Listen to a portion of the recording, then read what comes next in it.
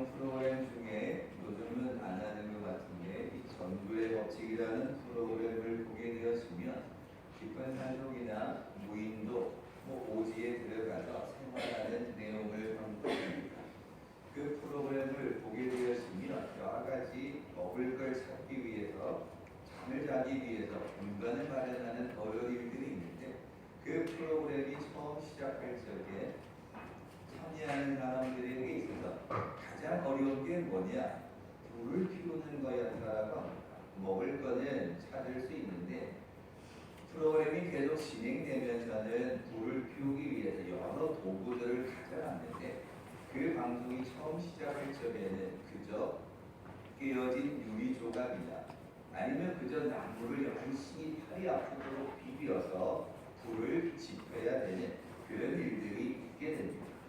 아무것도 없는 곳에서 여러 가지 도구를 통해 불을 피워야 한다는 건 쉽지 않았습니다. 사람들 모두가 다 땀을 뻘뻘 흘리면서 팔이 아프도록 큰 나뭇가지를 비벼서 그저 작은 불씨 하나 보이면 서로 모여들어서 바람을 호호 불면서 그 작은 불씨를 살리는 것들을 보게 됩니다. 그 무인도에, 오지에, 섬에 아무것도 없는 곳에 도착했던 사람들이 처음에 도착했을 적에는 한숨을 쉽니다. 여기에서 어떻게 살아갈 수 있을까? 여기에서 살아낼 수 있을까? 큰 한숨을 짓던 사람들이 이 모여있다가 불을 붙이면서 불씨가 살아나면서 그들의 얼굴을 보게 되었으면 무엇이든지 할 수 있겠다. 처음 도착했을 적에는 어떻게 할까 한숨을 짓던 사람들이 불이 붙는 그 과정 속에 팔이 아프도록 비비는 그 과정 속에서 불씨가 살아나는 걸 보고 그들 모두가 다 무엇이든지 힘을 합하면 할 수 있겠다라는 열정이 생기게 됩니다. 그래서 처음에는 아무것도 없으니 냉랭했던 그들의 얼굴이 힘을 모아서 불을 지피면서 그들의 마음이 뜨거워져서 불도 지폈는데 불씨를 살렸는데 뭐든지 할 수 있겠다. 어떤 일이든지 함께하면 이겨낼 수 있다. 이런 열정을 쏟아내는 장면들을 보게 되었습니다. 운동선수들이 운동을 하다가 슬럼프에 빠집니다. 볼도 넣고 홈런도 치고 잘했는데 갑자기 실력이 떨어집니다. 안타도 치지 못하고 볼도 넣지 못하니까 긴 슬럼프에 빠져서 어찌해야 할까? 그래서 그들은 주로 이 슬럼프가 되었으면 그들이 땀 흘렸던 고등학교 때, 중학교 때의 그 운동장으로 돌아간다고 합니다. 왜냐하니까 고등학교 후배들을 찾아가면 추운 날씨에도 공 하나 더 받으려고 안타 더 하나 치려고 그 추운 날씨에 운동장을 열심히 뛰어다니는 후배들을 보면서 나도 프로 선수가 되기 전에 저렇게 열심히였는데 저렇게 땀을 흘린 적이 있었는데 라고 하면서 그 어린 후배들이 추운 날씨 가운데 열심히 운동하는 것을 보면서 식어졌던 자신의 열정을 뜨거운 마음을 되새깁니다. 그리고서는 다시 돌아와서 경기력을 회복하고 홈런도 치고 골도 넣게 되었고 그리고 한 해가 끝나면 그 고등학교 후배들 찾아가서 너희들 때문에 내가 좋은 성적을 거두었다고 고기 파티도 해주고 여러 가지 지원해주는 일들이 있게 됩니다. 마음이 뜨거워지고 가슴이 뜨거워진다는 건 참 중요합니다. 냉랭해지거나 차가워지면 무슨 일을 하더라도 온전히 이룰 수 없기 때문입니다. 뜨거워지고 뜨거워지면 열정이 샘솟게 되어지면 무슨 일을 하든지 이뤄낼 수 있다는 겁니다. 오늘 읽은 본문의 이야기, 예레미야의 이야기도 그러합니다. 예레미야서 1장에 보면 하나님께서 예레미야를 선지자로 불렀습니다. 그럴 때 예레미야는 하나님의 부르심에 거절을 합니다. 뭐라고 이야기하는가 하면 이르되 슬프도소이다 주 여호와여 보소서 나는 아이라 말할 수 없습니다. 하나님, 내가 선지자가 되라고 하는데 나는 마음이 여린 아이라서 사람들 앞에 가서 말씀을 선포할 수 있는 그런 능력이 없습니다. 내게는 그런 실력도 없습니다. 내가 이 어린아이와 같은 마음이어서 담대하게 말씀을 못합니다. 아이고 나는 선지자가 못됩니다 라고 거절을 합니다. 그럴 때 하나님께서 예레미야에게 뭐라고 말하는가 하면, 예레미야야 너는 아이라고 말하지 말아라. 내가 너를 누구에게 보내든지 너는 가며 내가 내게 무엇을 명령하든지 너는 말할지니라. 내가 함께 할 테니까, 내가 너를 도와줄 테니까, 너를 지켜줄 테니까 걱정하지 말고 가서 말씀을 선포해라. 예레미야가 처음에는 거절했다가 그 하나님의 말씀을 듣고 현장에 나가 하나님의 말씀을 선포합니다. 그런데 이 예레미야가 하나님의 말씀을 선포하는 일이 쉽지 않았습니다. 왜냐하면 예레미야 선지자가 선포하는 주된 내용이 심판에 관한 이야기였기 때문입니다. 이스라엘 백성들이 우상을 섬긴 것 때문에, 하나님의 말씀에 불순종한 것 때문에, 죄를 범한 것 때문에 너희들에게 하나님의 심판이 임할 거다. 그걸 주로 선포하게 되었던 겁니다. 그러면 그 심판의 이야기를 들었던 이스라엘 백성들이 아이고야 우리가 심판받으면 안 되지, 회개하자, 이랬으면 얼마나 좋겠습니까? 만일 이스라엘 백성들은 선포하는 예레미야의 선포를 들을 수 없었습니다. 들으려고도 하지 않았습니다. 오늘 이 아침 여러분도 한번 생각해 보시지요. 제가 이 강단에서 매일같이 심판만을 이야기하면 여러분도 듣기가 불편할 겁니다.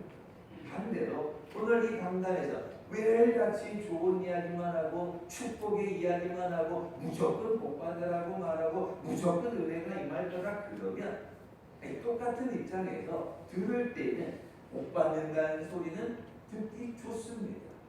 그런데 주일날 교회 오기만 하면 심판받을지어다, 이놈들아 심판이다, 이런 이야기를 들으면 여러분 또한 썩 마음은 좋지 않을 겁니다. 구약시대나 오늘 시대의 사람들 모두가 다 심판의 이야기보다는 축복의 이야기가 더 듣기에 좋은 건 똑같습니다. 선포하는 입장에서도 한번 생각해 보십시오. 선포하는 예레미야의 입장에서도 이스라엘 백성들이 죄를 범하든 우상을 섬기든 나쁜 길로 가든 그래 너희는 축복받을 거야. 얼마나 좋습니까? 편합니다. 아니 우상을 섬기고 죄를 범해도 아이고 하나님이 다 축복해 주실 거니까 마음대로 죄 짓고 살아가십시오. 하나님이 복 주실 거니까 마음대로 우상 섬기며 살아가도 됩니다. 얼마나 선포하기 좋습니까? 자, 그런데 시마다 때마다 심판을 선포하니까 예레미야도 죽을 지경이고, 뿐만 아니라 이스라엘 백성들도 예레미야 선지자가 등장하기만 하면 심판을 선포하니까 그냥 하는 말로 예레미야가 꼴도 보기 싫었던 겁니다. 그러나 예레미야가 18장에서는 토기장이의 비유로, 19장에서는 옹기장이의 비유로 인하여서 하나님이 그 토기는 깨어질 것이고 옹기도 깨어지면 깨어진 옹기와 토기는 필요 없다, 버릴 거다. 그 내용을 18장, 19장에서 예레미야를 통해 선포하게 됩니다.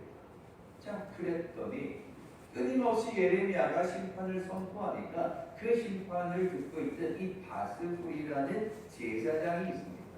오늘 읽지는 않았는데요. 20장 2절에 보면 이 바스후이라는 제사장이 예레미야를 부릅니다. 컴온 예레미야 이리 오너라. 그리고 냅다 예레미야를 때려버리게 됩니다. 하도 심판을 선포하니까 제사장이 듣기 싫었든지 예레미야를 불러요. 부른 다음에 그냥 원투펀치를 그냥 날려버리는 겁니다. 그리고는 목에다가 고랑을 채우고 꼼짝도 못하게 하고 감옥에 가두어 버립니다. 감옥에 가두면 심판을 선포하지 않을 테니까 가둬버렸던 겁니다. 뿐만 아니라 18장 말씀에 가보면은 예레미야의 선포를 듣고서 18장 18절에 이스라엘 백성들이 꾀를 내기 시작합니다. 예레미야 선지자가 등장하기만 하면 심판을 선포하니까 이스라엘 백성들이 그걸 듣기가 싫었던 겁니다. 그래서 예레미야서 18장에 이스라엘 백성들이 꾀를 내기를 야 안되겠다, 예레미야가 오기만 하면, 선지자가 오기만 하면 죄를 범하는 것 때문에 심판이다. 너희는 다 깨어질 거다. 너희는 버림받을 거다. 아이고, 그 이야기를 한두 번 듣는 것도 그렇지 매일 들으니까 싫었던 모양입니다. 그래서 18장에서는 이스라엘 백성들이 뭐라고 말하는가 하면, 우리가 우리의 혀로 그를 치자, 이렇게 말합니다. 이스라엘 백성들이 예레미야 선지자가 오면 싫으니까 우리의 혀로 그를 치자, 이 말은 지금의 표현으로 바꾸면, 야, 우리가 댓글 달자, 댓글을 달아가지고 예레미야가 꼼짝도 못하게 하자. 그거 안 되면 시위를 하자. 그냥 1인 시위를 하든 뭐든 하든 간에 우리의 혀로, 우리의 말로 예레미야를 못 살게 그러자. 우리가 막 험한 말을 내고 있는 말 없는 말 막 지어내어서 예레미야를 못 살게 하자. 그러면 예레미야가 선포 안 할 거 아니냐. 우리의 혀로 그를 치자, 이렇게 말했던 겁니다. 예레미야가 하나님의 말씀을 선포할 때는 호의적이지 않았던 겁니다. 예수님 당시도 마찬가지였습니다. 회개하라, 천국이 가까웠느니라 선포했지만 누구보다도 율법을 잘 알고 있었던 사람들, 서기관과 바리새인들은 예수님의 말씀을 듣지 않았습니다. 자기들 해석대로, 그냥 자기들 멋대로 살아갑니다. 그 예수님이 이 말씀을 누구보다도 율법을 중요하게 여기는 서기관과 바리새인들이 하나님의 말씀을 듣지 않으니까 어느 날 예수님이 화가 나서, 야, 이 화 있을 진저 외식하느냐, 이 심판받을 바리새인이여, 서기관이여, 너희는 심판이다. 그랬더니 예수님이 오시기 전까지는 모든 이스라엘 백성들이 서기관을 받들고 바리새인을 받들고 제사장을 받들고 율법을 잘 지킨다고 받들었는데, 빨리 어느 날 예수님이 심판받는다 그러니까 우리가 성경을 보면 이 서기관과 바리새인들, 제사장들이 뭘 합니까?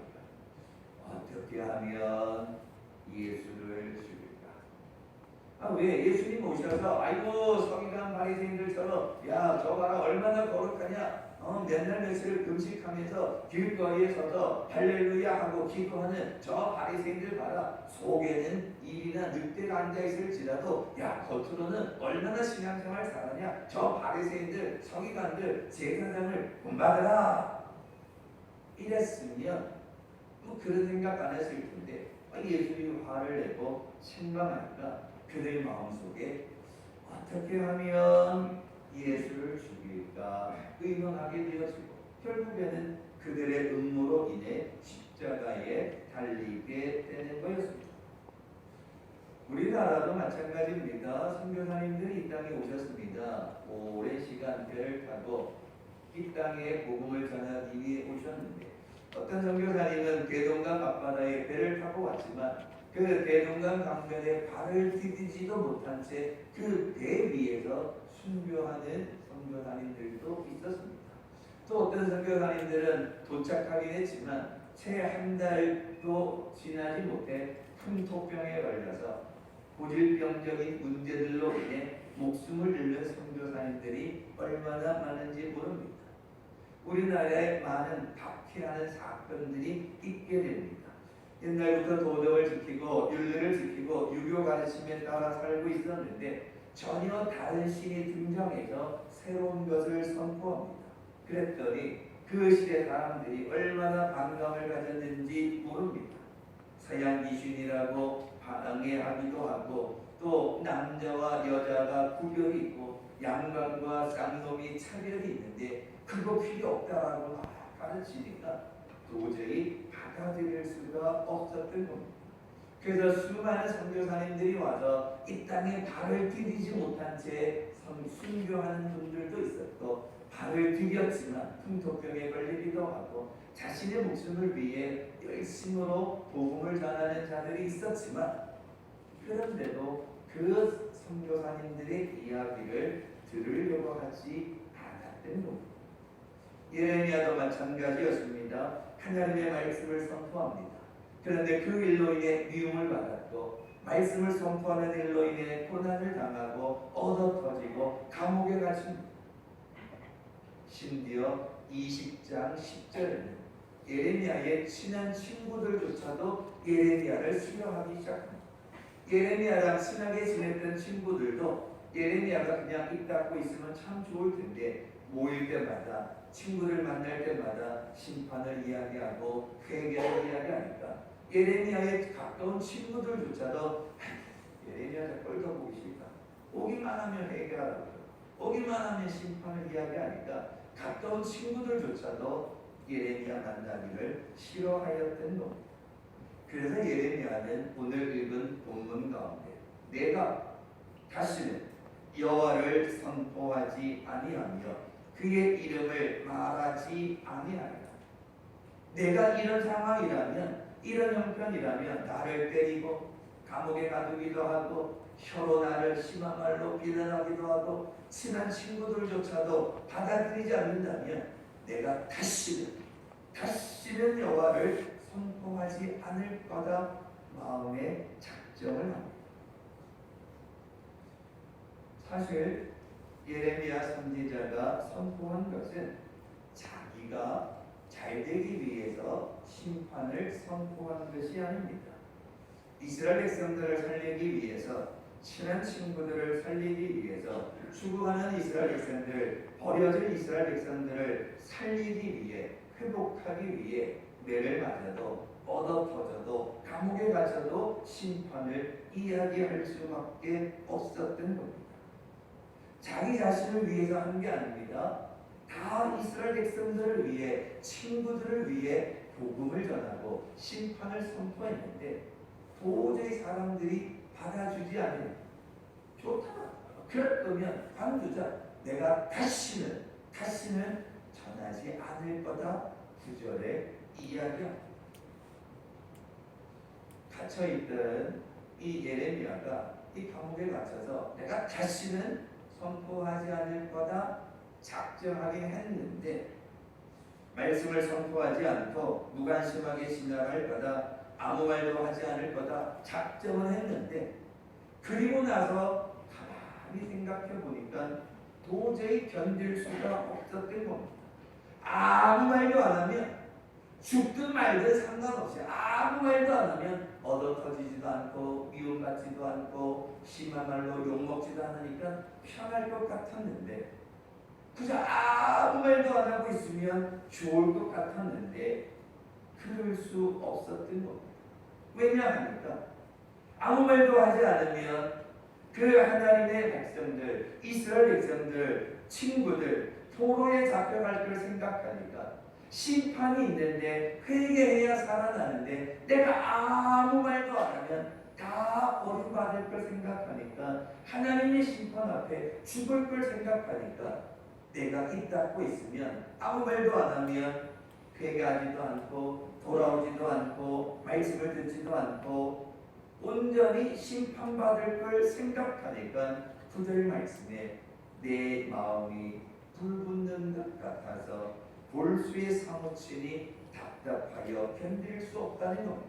그냥 입 싹 닫고 모른 척하면 편할 것 같았는데 하나님의 말씀을 듣지 못해서 심판받을 이스라엘 백성들, 나라를 잃어버릴 백성들, 포로로 잡혀갈 이스라엘 백성들, 하나님으로부터 책망받을 이스라엘 백성들, 가까운 친구들이, 친척들이, 형제들이 죽을 수밖에 없는 내가 입 닫고 있으면 죽을 수밖에 없다는 그걸 생각하니까 마음이 불붙는 것 같아서 견딜 수가 없더라는. 그래도 내가 죽더라도 내가 힘들더라도 이스라엘 백성들을 살려야 하고 내가 매를 맺더라도 내가 얻어 터지더라도 친구들을 친척들을 살려야 하고 내가 감옥에 갇히는 한이 있더라도 한 사람이라도 더 살려야 하는데 내가 왜 다시는 말을 안 한다고 말했을까? 내가 입 닫고 있으려고 생각하니까 죽어가는 이스라엘 백성들을 생각하니까 마음이 뜨거워서 견딜 수가 없더라라고 오늘 9절은 이야기합니다.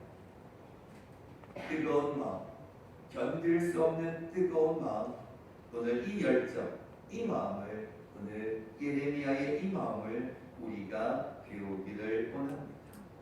오늘 이 아침 예배 드리는 여러분, 날씨는 추울지라도 하나님을 향한 여러분의 믿음은 차가워지면 안 됩니다.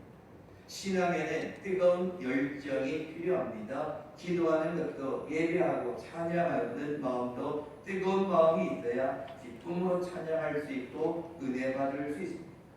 여러분 주변에 열정을 잃어버린 사람들이 있으면 한번 바라보십시오. 무슨 생각이 드십니까?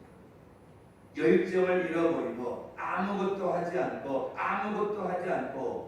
그저 아무런 생각 없이 그저 냉랭하게 살아가는 사람 보고 있으면 어떤 생각이 드십니까? 속 터집니다. 저렇게 살아서는 안 되는데, 저렇게 인생을 허비해서 안 되는데, 저렇게 살아가면 안 되는데, 열정이 없는 사람을 보면 안타까운 마음에 속 터집니다. 그래서 말을 하면 들으면 좋을 텐데 잔소리라고 생각해서 듣지를 않는. 예레미야는 하나님의 말씀을 선포하지 않는 것이, 입을 닫는 것이 더 좋을 줄 알았는데 그게 아니더라는 거. 가만히 있으니까 죽어가는 이스라엘 백성들을 보니까 불 붙는 것 같아서 내 마음이 뜨거운 열정으로 다시 회복되더라는 겁니다. 오늘 아침 예배 드리는 여러분의 믿음이, 신앙이 다시 뜨거운 열정으로 불붙는 믿음 되시기를 바랍니다. 신앙생활 하는데 나이를 자꾸 이야기하는데 신앙생활에 연륜이 있어야 합니다. 그러나 하나님 앞에 헌신하고 예배하고 찬송하는데 나이가 무슨 의미가 있겠습니까? 젊은 사람은 예배하고 어른은 예배하지 말아야 합니까? 나이가 들면 봉사하지 말고 헌신하지 말고 그냥 아무 생각 없이 그저 교회만 다녀야 합니까? 그렇지 않습니다. 젊은 사람은 젊은 사람의 열정으로, 어른들은 어른의 신앙의 열정이 필요합니다. 교회도 식사 봉사하는 일에 은퇴 권사님들이 한 주간 봉사합니다. 얼마나 축복의 열정인지 모릅니다. 대접받아야 할 나이입니다. 그럼에도 불구하고 교회를 보든 세상을 보든 평균 연령이 자꾸 높아져 갑니다. 교회도 젊은 사람보다 어르신들이 더 많아진 현실을 보게 됩니다. 그럴 때에 내가 아직 움직일 힘이 남아 있다면 교회를 위해, 성도를 위해 헌신하고 봉사하는 믿음의 뜨거운 열정이 있어야 합니다. 나는 옛날에 다 했으니까 이제 안 하겠다. 아닙니다. 주님이 언제 오실지 모릅니다. 그렇기에 젊은 사람은 젊은 사람들, 어른은 어른들, 내가 가진 믿음의 열정을 가지고 헌신해야 합니다. 에머슨이라는 사람이 말하기를 세상은 에너지 넘치는 사람들의 것이다, 이렇게 말합니다. 열정이 세상을 변화시킨다는 겁니다. 버나드 쇼라는 사람이 말하기를 나는 10번 시도하면 9번은 실패하겠다. 그래서 나는 항상 10번을 시도한다. 이 말은 한 번의 성공을 위하여서 끊임없이 도전했다는 겁니다. 고든 파크라는 사람은 말하기를 열정은 인생의 전력을 공급하는 것이다. 어떻게 열정을 얻는가? 열정이 습관이 되기까지 열정적으로 행동하면 힘을 얻게 된다는 것. 뿐만 아니라 오늘 우리의 신앙도 마찬가지입니다. 성경을 읽는 건 열정이 있어야 합니다. 하루에 한 장씩 두 장씩 뜨거운 마음이 없으면 불가능합니다. 기도하는 것 불이 붙어야 합니다. 예배를 드리는 것도 마찬가지입니다. 그렇게 오늘 아침 한 해의 여러 가지 일들을 마무리하고 봉사를 위해 헌신하고 또 이 모양 저 모양으로 일꾼들을 세워가는 이때에 오늘 저와 여러분이 다시 한번 하나님 앞에 기도해야 합니다. 예레미야가 말합니다. 아무것도 안 하고 있으면 편할 것 같았는데 그렇지 않더라는 겁니다. 마음이 불붙는 것 같아서 하나님의 일을 하지 않으니까, 말씀을 선포하지 않으니까, 하나님 앞에 순종하지 않으니까 오히려 마음이 불편해서 견딜 수가 없더라라고 이야기합니다. 그렇게 오늘 이 아침 저와 여러분의 신앙이 이제 코로나를 끝내가고 다시 새로워지는 이때에 우리의 믿음이 불이 붙어야 합니다. 뜨거운 열정이 있어야 합니다. 젊은 사람으로 어르신들까지 우리의 믿음이 뜨거운 열정이 있어야 나도 살고 가정도 살고 교회도 살고 이 나라와 민족이 영적으로 회복될 것입니다. 오늘 예레미야가 오늘 우리에게 이야기합니다. 내 마음이 불붙는 것. 여러분은 어디에 불이 붙었습니까? 세상을 즐기는 일에 불붙는 자가 아니라 하나님의 나라를 위해, 교회를 위해, 또 하나님의 뜻이 이 땅에 이루어지도록 저와 여러분의 믿음이 다시 불붙는 신앙이 되어서 여러분 각자의 자리에서 여러분이 허락하시는 대로, 여러분이 주어진 시간대로 하나님 앞에 불붙는 마음으로 하나님의 나라를 이루어가는 믿음의 성도들 되시길 주님의 이름으로 축원합니다. 기도하겠습니다. 고마우신 아버지 하나님, 우리의 믿음이 불붙는 신앙 되게 하여 주시옵소서. 식어졌던 우리의 열정이 다시 회복되게 인도하여 주시옵소서. 교회를 위해 헌신하는 일, 봉사하는 일, 예배하는 일, 기도하며 살아가는 일, 주의 뜻 가운데 이 땅에 하나님의 나라를 이루어가는 일에 우리의 마음이 불이 붙어서 뜨거운 열정을 회복하여서 하나님의 교회를 다시금 세워가게 하시고 이 험한 세상 가운데 주의 몸된 교회가 악한 영들과 싸워 이길 수 있도록 우리 모두의 믿음이 뜨거운 열정으로 다시 회복되어지는 축복의 성도들에게 인도하여 주시옵소서.